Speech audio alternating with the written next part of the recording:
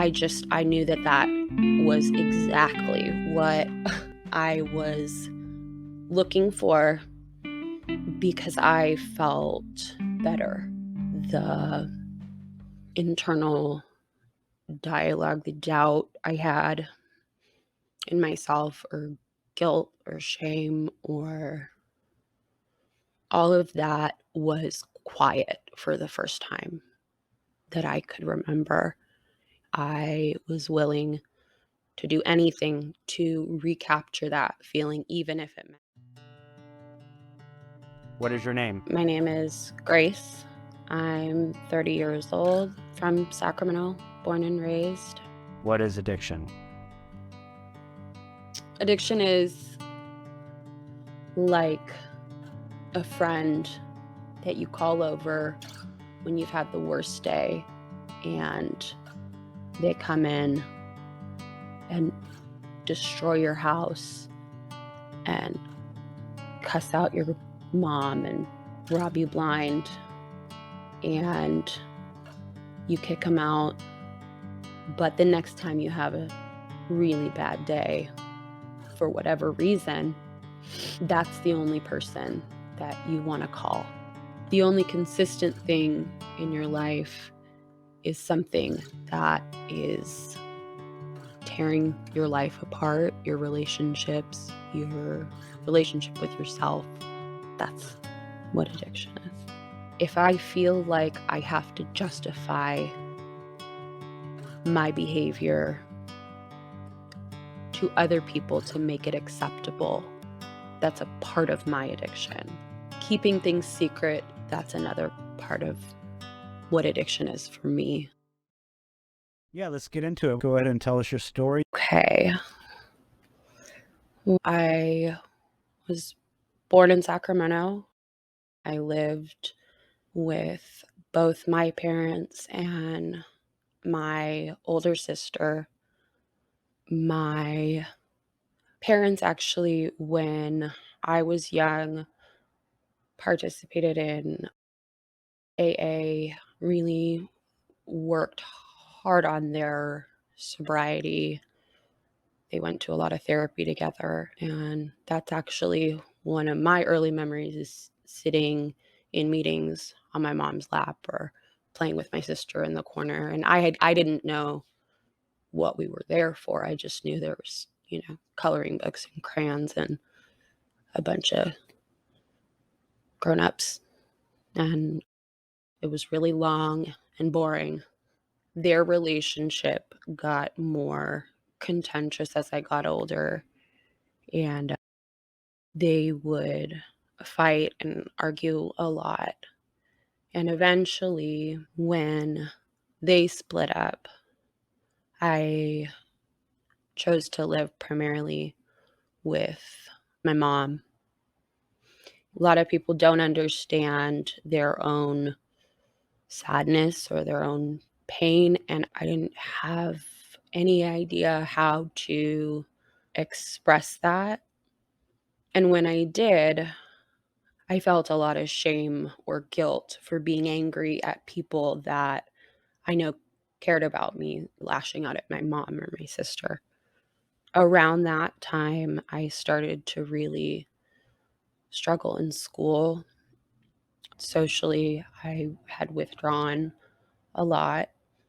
And I think it was around that time I started to see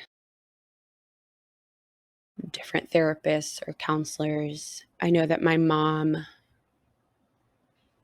sought help because she didn't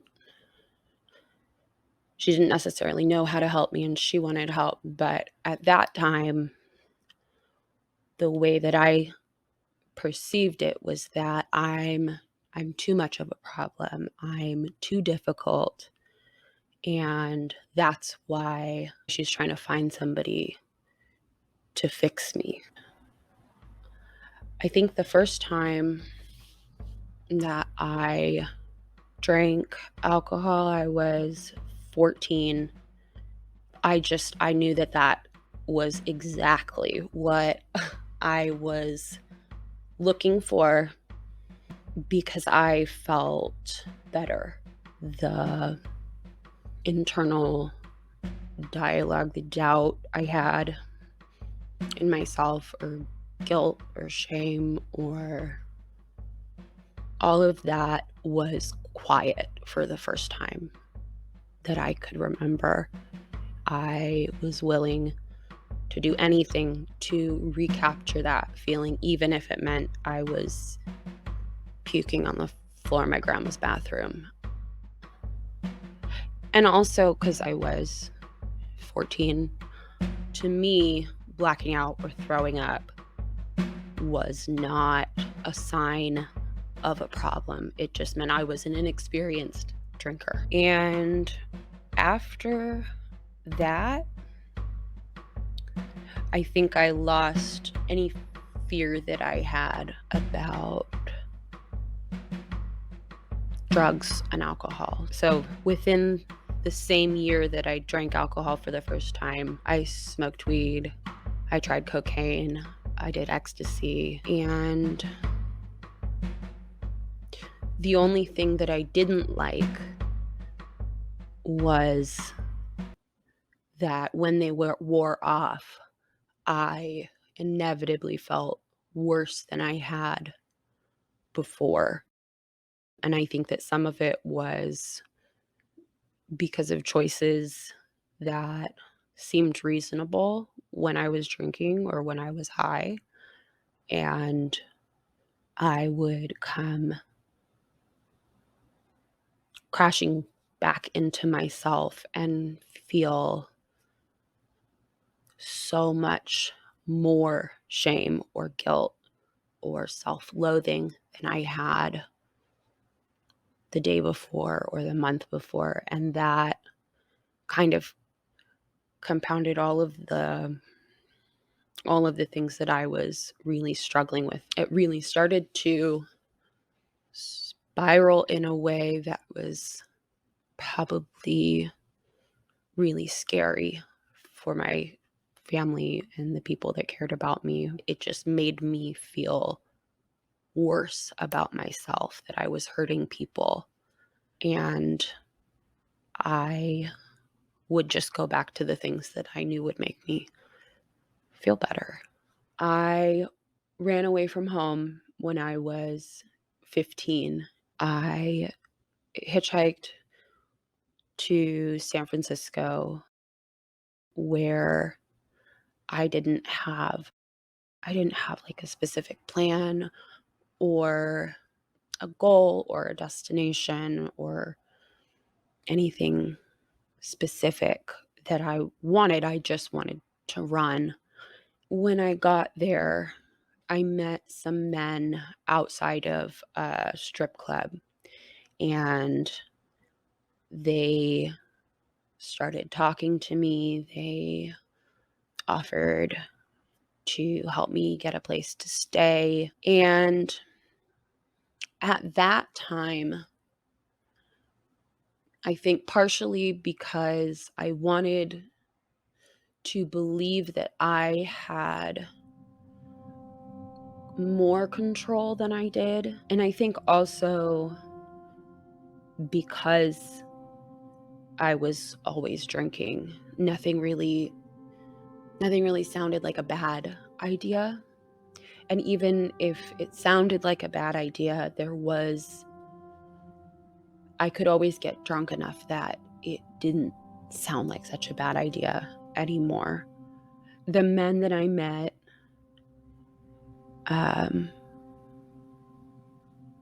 they would arrange dates for me. I had a friend who was my age with me, but they would set up dates for she and I, and they would keep any money that we made. They would pay for hotels, or if we needed alcohol, or if we needed clothes, they would use the money that they were making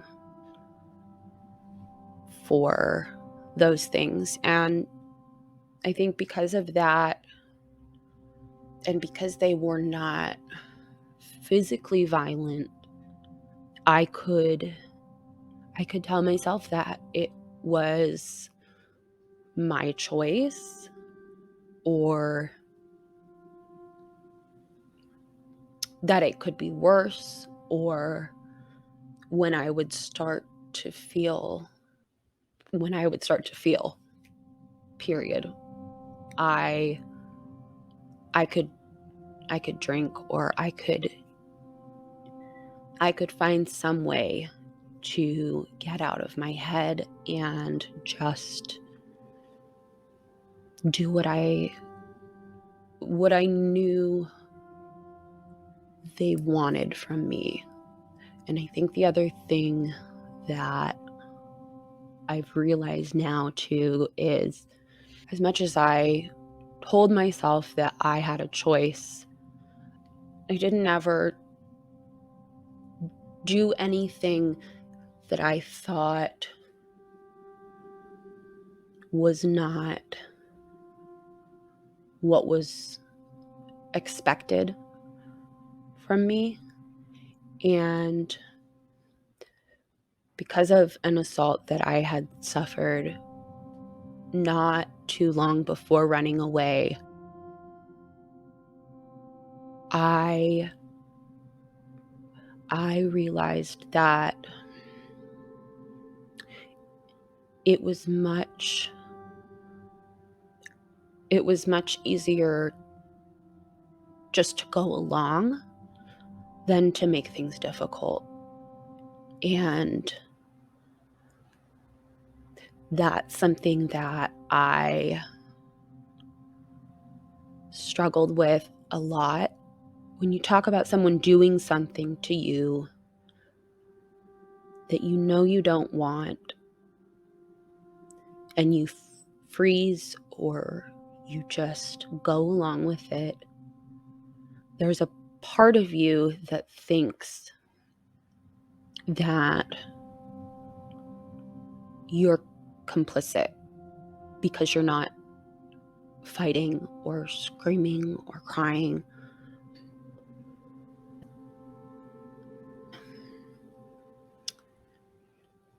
I was found by the FBI. My dad came and got me, and I went to live with my dad. I was still a freshman in high school at that point. I found it incredibly hard to go back to getting up at 8 o'clock in the morning and being a high school student. I was more scared of my dad than I was of my mom. So I think I was less willing to do things like sneak out of the house, or steal from his liquor cabinet, or, have people over, or skip school. So I ended up moving back in with my mom, and then dropped out in 10th grade.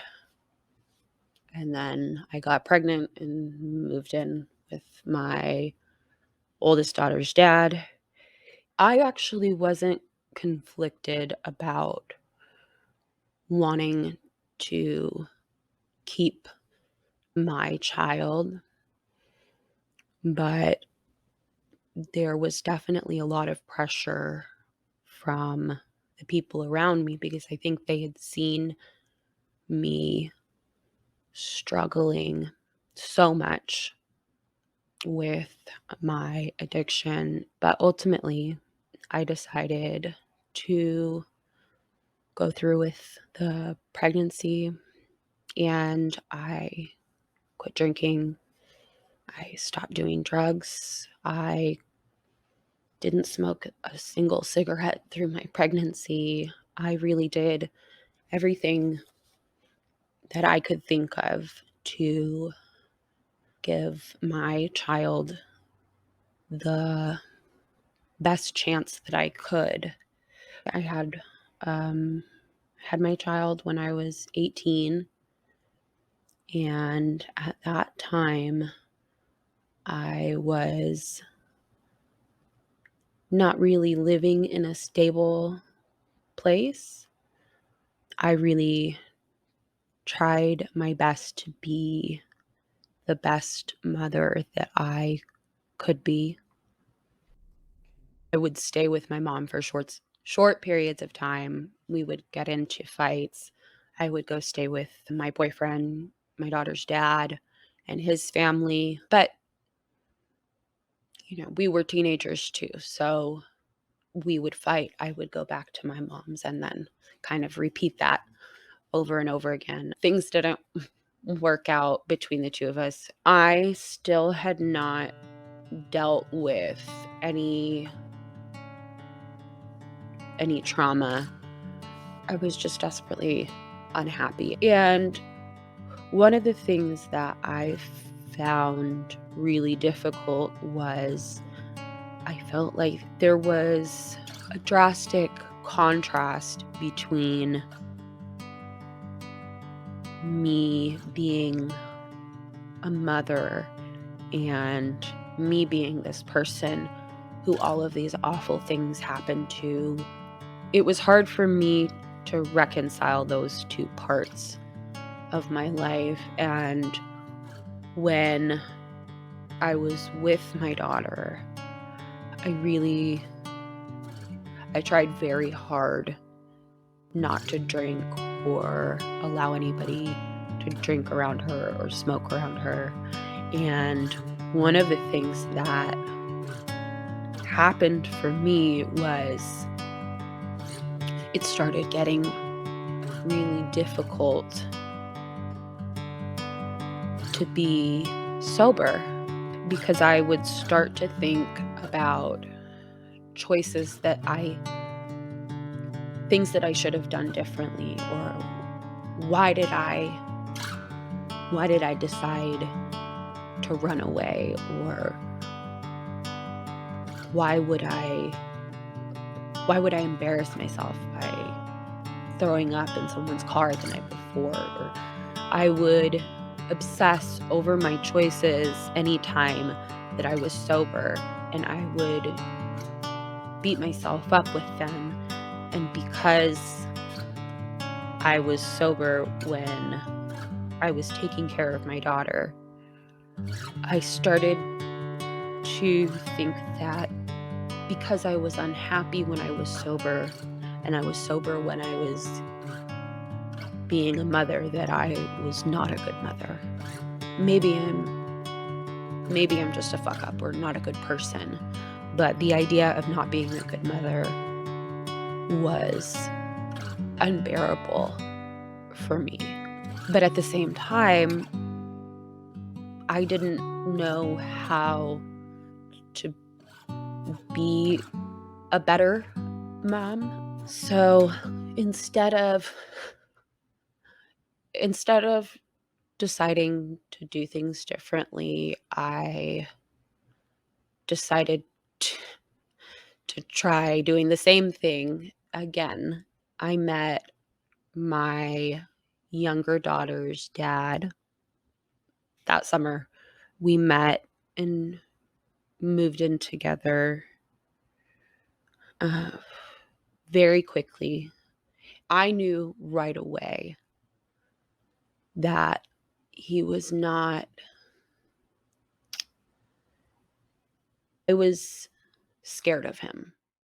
My belief was I'm not a good person, so I don't deserve somebody that is kind or gentle.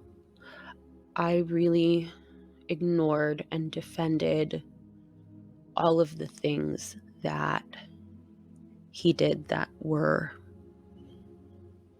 scary or dangerous. I ended up finding out I was pregnant less than a year after I met him. We got married while I was still pregnant. I stopped drinking, stopped smoking cigarettes. We were together and raised my daughters for about 8 years. I think I relied emotionally on all sorts of things for most of my life, but during the breakdown of that relationship was the first time I started using something that I couldn't just put down, or I didn't feel like I could just put down. And because of that, that was the first time that I decided that I really should seek help. So I left him and I started trying to fix my relationships. That was in 2019. I really decided that I needed to look deeper into the reasons I was drinking or using, the reason that I stayed in an abusive relationship, the reasons that I had distanced myself from my family. Recovery didn't feel comfortable, and it was one of the hardest things I did, but one of the things that really helped me was if I could do things that made me unhappy for half of my life, why not do things that still were hard, but I knew would pay off eventually? And I think that that's where my mindset started to change. And when I finally started to see improvements, the days that were hard seemed so much smaller in comparison. Everybody, I think, has shitty days, but I'm gonna go to bed in my own bed, in my own house with my kids, and I'll wake up tomorrow and that'll probably be a good day. But I know for a fact that if I go score or I go buy a bottle and get shit-faced, I know that tomorrow's not gonna be a good day. I've been in recovery for about a year and a half. I've tried sobriety before. I dipped my toe in a couple times. I feel much better about my sobriety now than I ever have before. I don't I don't doubt my sobriety. I think I did it for a lot of reasons before because I thought I should, or it was the right thing, or I was pregnant. But this is the first time that I've chosen and sought help and been consistent without any external pressure or factors. I started going to meetings.